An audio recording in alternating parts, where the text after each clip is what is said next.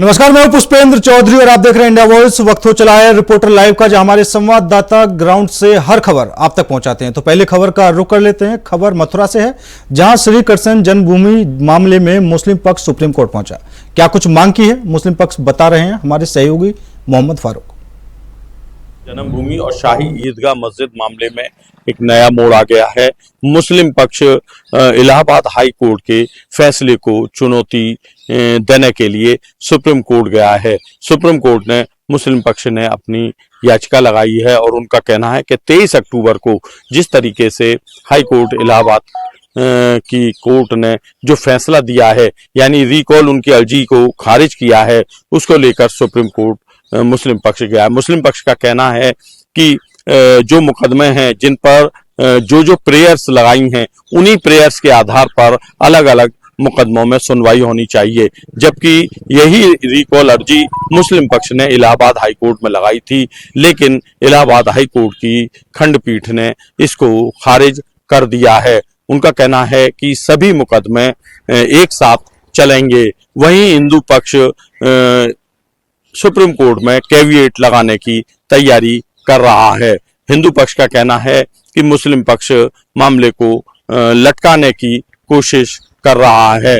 वहीं मुस्लिम पक्ष का कहना है कि जो अलग अलग मुकदमे हैं उनकी सुनवाई अलग अलग तरीके से होनी चाहिए। इंडिया वॉइस के लिए मैं मोहम्मद फारूक, मथुरा। अयोध्या में खाद्य सुरक्षा और औषधि प्रशासन विभाग के अधिकारियों ने छापामार कार्रवाई की है। जानकारी दे रहे हैं संवाददाता विनय मिश्रा।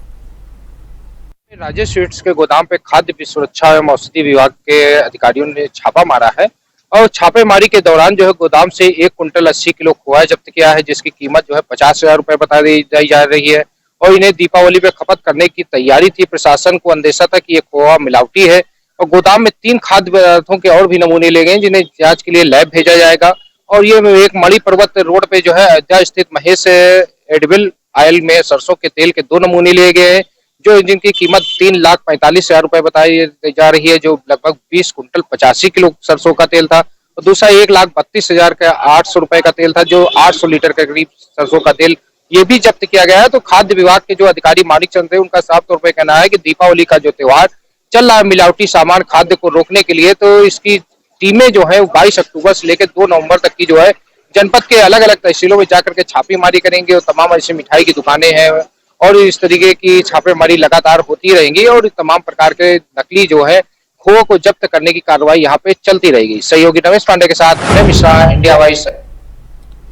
आगामी त्योहार और दीपोत्सव को लेकर संतों के साथ प्रभारी मंत्री सूर्य प्रताप शाही ने बड़ी बैठक की है। खबर पर ज्यादा जानकारी दे रहे हैं संवाददाता विनय मिश्रा। दीप उत्सव की तैयारियों को लेकर के जो है प्रभारी मंत्री सूर्य प्रताप शाही ने जो है यहाँ पे साधु संतों के साथ में एक बड़ी बैठक कर दी है।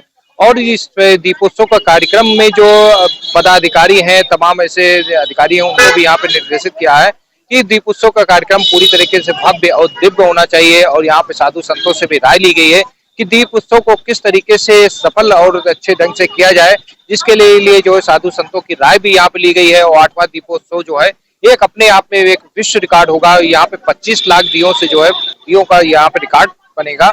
और इस तरीके से माना जा रहा है कि यहाँ पे लगभग 28 लाख दियों का दीपोत्सव का कार्यक्रम होगा। उसी के जानने के लिए जो है प्रभारी मंत्री सूर्य प्रताप शाही ने जो है यहाँ पे बैठक की है। और अभी उसी के बाद जो है 14 कोसीय पंचकोसी परिक्रमा भी शुरू हुई है। उस परिक्रमा के मार्ग का भी यहाँ पे निरीक्षण किया है। और यहाँ पे जो श्रद्धालु परिक्रमा करेंगे उनको किसी प्रकार की दिक्कतें ना हो, उनके विश्रामालय और से स्वास्थ्य सेवाओं को लेकर के जो है दिशा निर्देशित किया है, निरीक्षण किया है। तो इस तरीके से माना जा रहा है कि दीप उत्सव का महोबा में बीती रात सोने चांदी के जेवर सहित सर्राफा व्यापारी के लापता होने का मामला सामने आया। आखिर क्या कुछ मामला है, जानकारी दे रहे हैं संवाददाता सारिक नवाज। महोबा में सराफा व्यापारी के लापता हो जाने के बाद हड़कंप मच गया।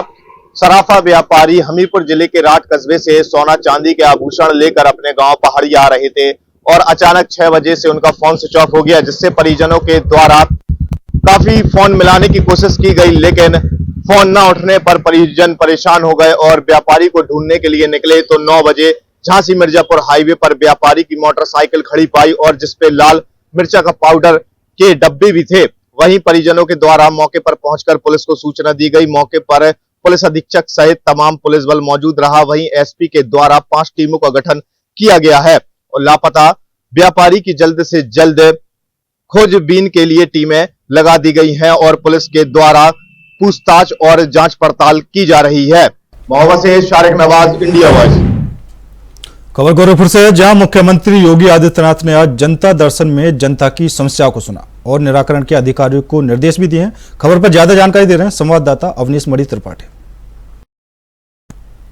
सीएम योगी आदित्यनाथ महाराज का गोरखपुर में 2 दिवसीय दौरे का दूसरा दिन है। हम आपको बता दें कि उत्तर प्रदेश मुखिया ने पहले सुबह उठ करके पूजा अर्चना की। पूजा अर्चना के बाद गौओं की सेवा की। वहीं जनता दर्शन लगाया। जनता दर्शन में लगभग 300 से ऊपर फरियादी आए थे। उत्तर प्रदेश के मुखिया ने कहा कि सबकी मदद होगी और सबका सम्मान होगा। वहीं सबसे अधिक जो मामले थे महिला अपराध संबंधित आए थे, राजस्व विभाग के मामले आए थे, वहीं पुलिस विभाग के भी मामले थे। कुछ लोग ऐसे भी थे जिनके पास पैसे न होने के कारण इलाज के अभाव में भी लोग आए। वहीं उत्तर प्रदेश के मुखिया ने सभी फरियादियों की फरियाद सुनी और संबंधित अधिकारियों को दिशा निर्देश भी दिया और लापरवाह पाए जाने वाले अधिकारियों को फटकार भी लगाई। उत्तर प्रदेश के मुखिया ने कहा कि जिनके पास इलाज की व्यवस्थाएं नहीं हैं, शासन को उनकी मंशा बना के भेजा जाए ताकि समुचित इलाज हो सके और कोई पैसे के अभाव में इसका जो इलाज नहीं हो पा रहा ऐसा ना हो सके। वहीं जो है उत्तर प्रदेश के मुखिया पहुँचे रामगढ़ ताल, जहाँ पे खिलाड़ियों का उन्होंने सम्मान किया। खिलाड़ियों को पुरस्कार देकर के उसका उत्साह बढ़ाया। हम आपको बता दें कि 20 राज्यों से यहाँ खिलाड़ी पहुँचे थे। लगभग 243 खिलाड़ी थे। वहीं विजेताओं को जो है उत्तर प्रदेश के मुख्यमंत्री महोदय ने जो है सम्मानित किया पुरस्कार देकर। विजेता फर्स्ट, विजेता सेकेंड और विजेता थर्ड के रूप में विजेताओं को उत्तर प्रदेश के मुखिया द्वारा उपहार मिलने के बाद उनके चेहरे खिले। वहीं शाम 4 बजे के बाद लखनऊ के लिए प्रस्थान किए उत्तर प्रदेश के मुखिया। अवनीश मणि, गोरखपुर। खबर हमीरपुर से है, जहां दीपावली पर्व को लेकर पुलिस अधीक्षक दिशा शर्मा और जिलाधिकारी घनश्याम मीणा ने पैदल मार्च निकाला। लेकिन क्यों, वजह क्या है, बता रहे हैं सहयोगी रुपेश गुप्ता। दीपावली के पर्व पर आज हमीरपुर में जिला मुख्यालय पर जिलाधिकारी और पुलिस अधीक्षक दिशा शर्मा पैदल गश्त किया और जो गलियां हैं वहाँ पर भी गश्ती की गई। इसके बाद जो संवेदनशील इलाके हैं वहाँ पर गश्ती करने के बाद वहाँ से निकलने के बाद वो जो मस्जिदें हैं, मस्जिदों में भी हाई अलर्ट जारी रहा है। पुलिस प्रोजेक्टर भी पहने पूरे हाई अलर्ट के साथ पूरा शहर का भ्रमण किया गया और दिशा निर्देश दिए गए हैं। दीपावली के पर्व पर अगर किसी भी प्रकार की जनहानि होती है या कुछ भी होती है उसके लिए पुलिस प्रशासन हाई अलर्ट है और सख्त कार्रवाई भी की जाएगी। इसी को लेकर आज हमीरपुर में पैदल गश्त किया गया है और दीपावली के त्यौहार को लेकर ये गश्त किया गया है। इंडिया वॉइस से रुपेश गुप्ता। तो वही लखनऊ में रेलवे ट्रैक पर लकड़ी फंसाने को लेकर पुलिस ने जांच पड़ताल शुरू कर दी। आखिर क्या है पूरा मामला, बता रहे हैं संवाददाता मोहम्मद अमान। एक बड़ा हादसा होने से टल गया। आपको बता दें, राजधानी लखनऊ के मलियाबाद रेलवे ट्रैक के ऊपर लकड़ी के 2.5-3 फीट के जो गुटके होते हैं वो गुटके पड़े हुए थे। ट्रेन के जो लोको पायलट है उसकी सतर्कता से ये हादसा होने से टला है। आपको बता दें, इस हादसे की जैसी सूचना जीआरपी व रेलवे पुलिस को मिली है तो मौके पे रेलवे पुलिस और जीआरपी पुलिस पहुंचती है और जो स्थल है उसका मुआयना कर रही है। मुआयना करने के बाद जानकारी ये एकत्रित की जाती है कि इस घटना को अंजाम देने के लिए कौन लोगों का इसके पीछे हाथ था, कौन लोग इसके पीछे साजिश करता है। फिलहाल इसके पीछे जांच चल रही है, लेकिन यह हादसा बड़ा हो सकता था। लोको पायलट की सूझबूझ के कारण यह हादसा टल गया। आपको बता दें, रायबरेली और वाराणसी एक्सप्रेस जो कि दिल्ली के रास्ते से मलियाबाद होते हुए लखनऊ के रूट से निकलती, लेकिन जो ट्रैक था, रेलवे ट्रैक था, उस रेलवे ट्रैक के ऊपर लकड़ी के 2.5-3 फीट के कई ऐसे गुच्छे पड़े थे और कई और ईंटें पत्थर अड्डे गुम्बे पड़े थे जिससे एक ट्रेन हादसा हो सकता था। लेकिन फिलहाल लोको पायलट की सूझबूझ से यह हादसा होने से टला। फिलहाल पूरे मामले की जांच पड़ताल की जा रही है। रेलवे पुलिस और जीआरपी जांच कर रही है। मोहम्मद। खबर बुलंदशहर से है, जहां किसान मजदूर महापंचायत में राकेश टिकैत पहुंचे, लेकिन क्यों, बता रहे हैं हमारे सहयोगी वरुण शर्मा। प्रदेश के बुलंदशहर में भारतीय किसान यूनियन की किसान महापंचायत में मुख्य अतिथि राष्ट्रीय किसान यूनियन के प्रवक्ता राकेश टिकैत पहुंचे हैं। दरअसल आपको बता दें कि किसानों की समस्या को लेकर बुलंदशहर में भी भारतीय किसान यूनियन की एक किसान महापंचायत का आयोजन किया गया है, जिसमें सैकड़ों गांव के लोग शामिल हुए हैं। हजारों की तादाद में किसानों की समस्या को लेकर यह महापंचायत बुलाई थी, जिसमें राकेश टिकैत ने संबोधित करते हुए कहा कि किसानों की समस्या को लेकर यह महापंचायत की गई है और लगातार जो किसानों की समस्या है वो हम लड़ाई लड़ते रहेंगे, चाहे महापंचायत के जरिए हो या प्रदर्शन के जरिए हो। Varun Sharma, India voice, Bulandshahr. फिलहाल रुकते हैं छोटे से ब्रेक के लिए। ब्रेक के बाद खबरों का सिलसिला लगातार जारी है। ब्रेक के बाद एक बार फिर आप सभी का स्वागत है। रुक करते हैं अगली खबर का। उत्तराखंड में इन दिनों छात्र संघ चुनाव को लेकर छात्रों का आक्रोश सड़कों पर देखने को मिल रहा है, लेकिन क्यों? छात्रों में आक्रोश है, बता रहे हैं सहयोगी अभय कैतुरा। का आक्रोश अब छात्रों का सड़कों पर उतर चुका है, क्योंकि सरकार की तरफ से चुनाव कराने की मना कर दी गई है और हाईकोर्ट ने भी सीधे तौर पर कहा था कि सरकार को जवाब देना चाहिए। सरकार ने सीधे तौर पर कहा है कि समय नहीं छात्र संघ चुनाव कराया जाए, इसीलिए कॉलेज के छात्र सड़कों पर उतर चुके हैं, क्योंकि उनका सीधे सी मांग ये की है कि छात्र संघ चुनाव कराए जाए, जिसकी लगातार लंबे समय से यहाँ पर मांग कर रहे हैं। क्योंकि सरकार ने अपने कैलेंडर में भी साफ तौर पर कहा था 30 सितंबर तक छात्र संघ चुनाव हो जाने चाहिए, सरकार उसके लिए पूरी तरीके से तैयार है। लेकिन जिस प्रकार से विश्वविद्यालय प्रशासन और ये सब रणनीति यहाँ पर देखने को मिली, छात्र संघ चुनाव को लेकर ढुलमुल रवैया अपनाया जाता रहा, तो अब आक्रोश पूरे प्रदेश भर में भड़कने लगा है। चाहे देहरादून हो, पौड़ी हो या फिर उत्तरकाशी हो, सभी जगह से यही मांग अब छात्रों के यहाँ पर देखने को मिल रही है और कोशिश यही है कि इन सब चीज़ों के माध्यम से छात्र सरकार पर दबाव बना सके और जो छात्र संघ चुनाव की मांग यहाँ पर की जा रही है उस मांग को पूरा किया जा सके। छात्रों का आक्रोश चरम पर है। अब देखना यही है कि सरकार की तरफ से क्या कुछ निर्णय लिया जाता है। कैमरामैन नथुनिया साथ अभय कैतुरा, इंडिया देहरादून। दीपावली के त्योहार के मद्देनजर देवभूमि उत्तराखंड सहित राजधानी देहरादून में खाद्य सुरक्षा विभाग लगातार एक्टिव नजर आ रही है। इसी खबर पर ज्यादा जानकारी दे रहे हैं सहयोगी धनराजकर। के त्योहार को देखते हुए जहां बाजारों में भीड़ देखने को मिल रही है और पुलिस प्रशासन भी कहीं ना कहीं लगातार सख्त होता हुआ नजर आ रहा है, वहीं देखेगा कि अब दीपावली के त्योहार को लेकर कहीं ना कहीं जो खाद्य सुरक्षा विभाग की टीम है वो भी सख्त होती हुई नजर आ रही है, क्योंकि लगातार जो खाद्य सुरक्षा विभाग की टीम है लगातार बाजारों में छापेमारी कर रही है। मिठाई के सैंपल भरे जा रहे हैं और इसके साथ ही मावा और पनीर के भी सैंपल भरे जा रहे हैं। यदि मैं बात करूँ 15 अक्टूबर से लेकर अब तक की, तो अभी तक देखा जाए तो 100 से भी अधिक जो सैंपल है वो खाद्य सुरक्षा विभाग ने भरे हैं और अभी भी जो छापेमारी है वो लगातार जारी है, क्योंकि लगातार हम देखते हैं कि जो मिलावटखोर होते हैं वो त्योहारों के सीजन में कहीं ना कहीं कहा जाए कि सक्रिय हो जाते हैं और जिसके बाद कहीं ना कहीं मिलावट का जो खेल है वो बाजारों में होता है। लेकिन उस पर अब लगाम लगाने के लिए कहीं ना कहीं जो खाद्य सुरक्षा विभाग की टीमें हैं वो लगातार बाजारों में उतरी हैं और लगातार छापेमारी कर रही हैं और ऐसे लोगों के खिलाफ कड़ी कार्रवाई भी कर रही है। और साफ तौर पर खाद्य सुरक्षा अधिकारी की तरफ से कहा गया है कि जो मिलावटखोर है उनको बख्शा नहीं जाएगा। यदि किसी भी चीज़ में मिलावट मिलती है तो उस पर कड़ी से कड़ी कार्रवाई की जाएगी। और इसके साथ ही मिलावट के साथ साथ जो गंदगी लगातार देखने को मिलती है, क्योंकि कई मामले उत्तराखंड के अंदर ऐसे हो चुके हैं कि जहां पर रेस्टोरेंट में या ढाबे पर गंदगी मिली थी, उन लोगों के खिलाफ भी कार्रवाई की जा रही है। अभी तक देखा जाए तो ऐसे 20 रेस्टोरेंटों को नोटिस खाद्य सुरक्षा विभाग की तरफ से जारी कर दिया गया है कि जहाँ पर गंदगी पाई गई है और आगे उनको हिदायत दी गई है कि यदि इस तरह की गंदगी उनके यहाँ पाई जाती है तो उन पर कड़ी कार्रवाई की जाएगी। India Voice, Dhanrajgarh, Dehradun. तो वहीं दिल्ली में बढ़ते प्रदूषण को लेकर बैठक की गई है। इस बैठक में कौन कौन से नेता मौजूद थे और क्या कुछ निर्णय लिया गया, बता रहे हैं हमारे संवाददाता अजय चौहान।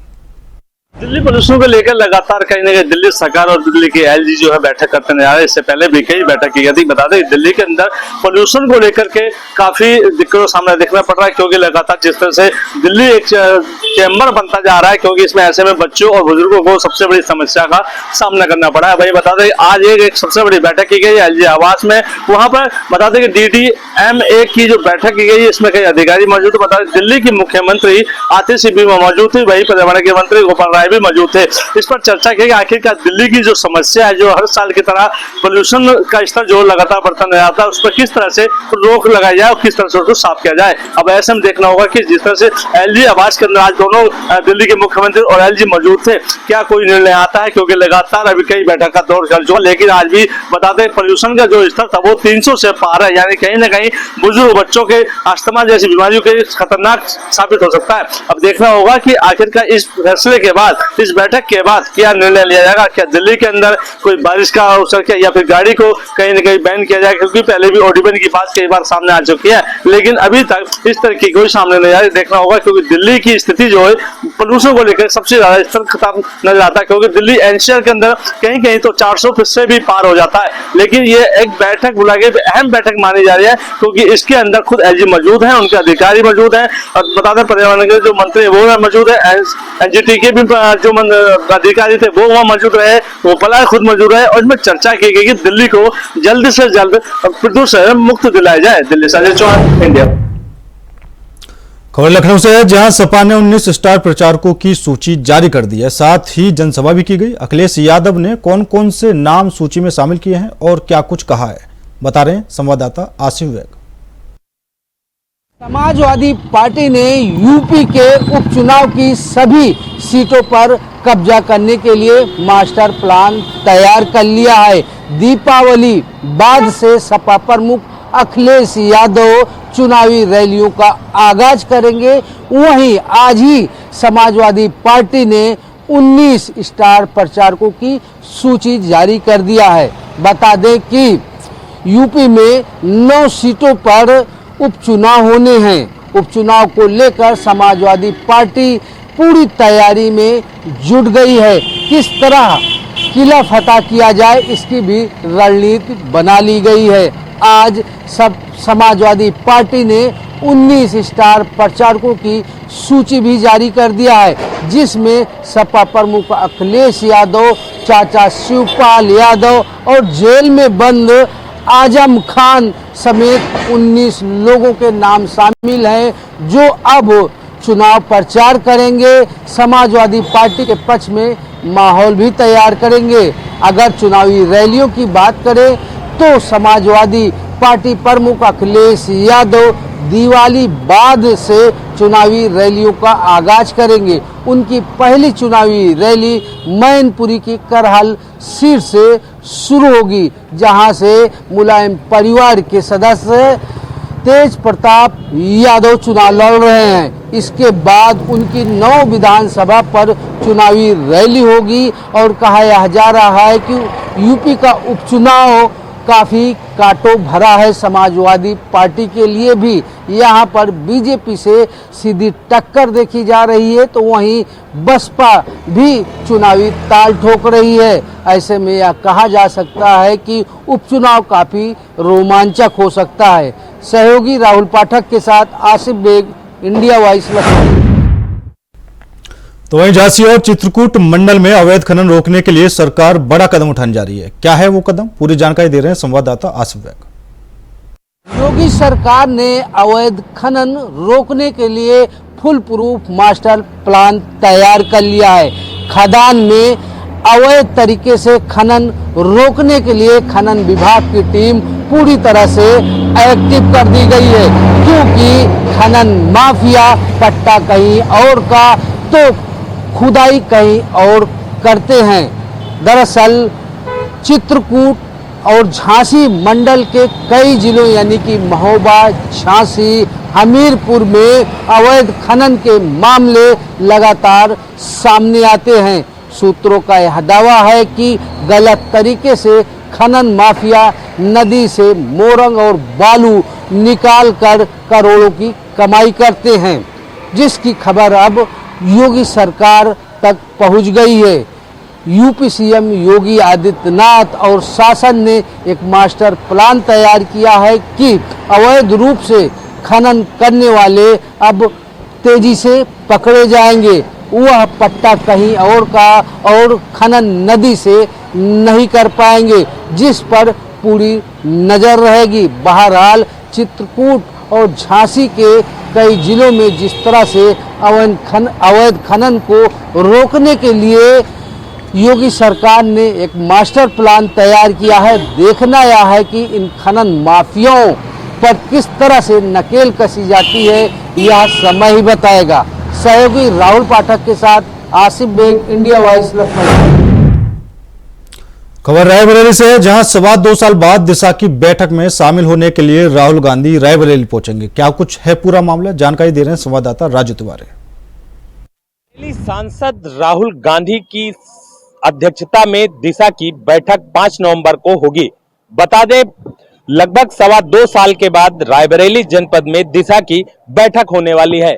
हालांकि इस पूरे मामले को लेकर राहुल गांधी अध्यक्ष रहेंगे और उनकी उपस्थिति में केंद्रीय योजनाओं की समीक्षा होगी। उनके साथ में अमेठी सांसद केएल शर्मा भी मौजूद रहेंगे। हालांकि इससे 2.25 साल पहले लगभग दिशा की बैठक हुई थी, जिसमें अमेठी सांसद और केंद्रीय मंत्री स्मृति ईरानी उसमें अध्यक्ष रही थी। ये भी काफी अंतराल के बाद बैठक हुई थी, क्योंकि इससे पहले सोनिया गांधी रायबरेली से सांसद थी और उनका स्वास्थ्य खराब था, जिसके चलते दिशा की बैठक नहीं हो पा रही थी। ऐसा कयास लगाया जा रहा है कि इस बैठक में रायबरेली के विकास का रोड मैप तैयार किया जाएगा और जो भी केंद्रीय योजनाएं हैं उनकी समीक्षा की जाएगी। हालांकि आपको खबर रायबरेली से है, जहां दीपावली पर्व को देखते हुए बसों की फेरी बढ़ाई गई है। कितने फेरी लगाएगी सरकारी बस, बता रहे हैं संवाददाता राजू तिवारी। दीपावली पर्व को देखते हुए परिवहन विभाग ने कमर कस ली है और तैयारियां जोरों पर शुरू कर दी है, ताकि आने जाने वाले राहगीरों को किसी समस्या का सामना न करना पड़े। बता दें कि 24 घंटे के अंदर रायबरेली की जो बसें हैं वो 210 राउंड मारेंगी। वहीं लखनऊ रूट पर 70 और कानपुर रूट पर 22 राउंड लेंगी। तो ऐसे में कहा जा सकता है जो बसें हैं उनकी फेरी बढ़ा दी गई है, ताकि लोगों को आने जाने में भीड़ का सामना न करना पड़े और आसानी से अपने गंतव्य स्थल तक वो पहुंच सके। तो ऐसे में कहा जा सकता है कि रायबरेली वासियों को एक बड़ी सौगात है। परिवहन विभाग की तरफ से ये एक अलर्ट देखा जा रहा है और ऐसे में आने जाने वाले लोगों को काफी समस्या का सामना न करते हुए आसानी से अपने गंतव्य स्थान तक पहुंचने में आसानी होगी। Raju Tiwari, India voice, Raebareli. फिलहाल मेरे साथ इस बुलेटिन में इतना ही। बाकी देश और दुनिया की तमाम खबरों के लिए देखते रहिए इंडिया वॉइस।